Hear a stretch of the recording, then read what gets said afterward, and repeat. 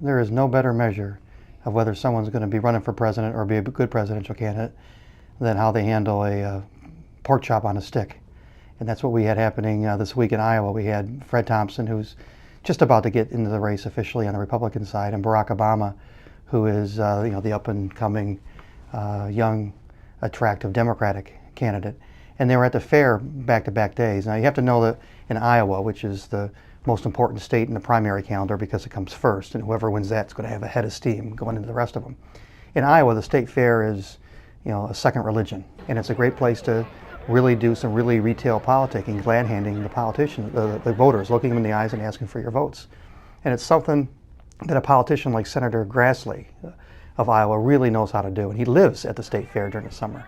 So he brings out Fred Thompson, his old buddy Fred Thompson from the Senate, and says, let's go to the state fair. And the question's been, is Fred Thompson going to get in? Is Fred Thompson going to get in?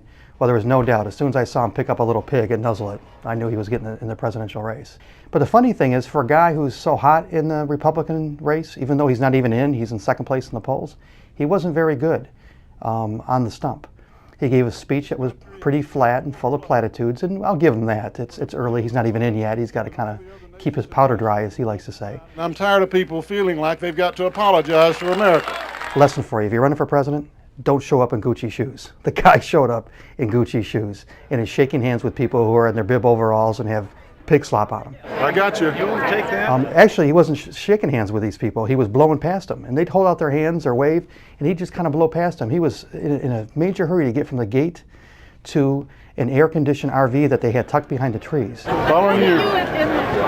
Y'all don't mess with my bodyguard here. At one point, it was really neat.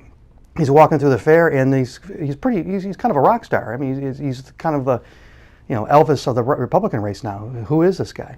And a bunch of people are going, hey, Fred, Fred, Fred. And Thompson blows right past him, just gives him a quick little nod. And Senator Grassley had to grab him by his elbow and said, hey, you probably should go shake their hands. And all of these people have been already questioning me about you. Now, the contrast was Barack Obama. He shows up at the front gate, spent at least 15, 20 minutes getting 15 or 20 feet as he's signing all kinds of autographs, goes to the butter cow, sees some pork on the stick. Not only does he see pork on a stick, but he eats some of it, orders some pink lemonade.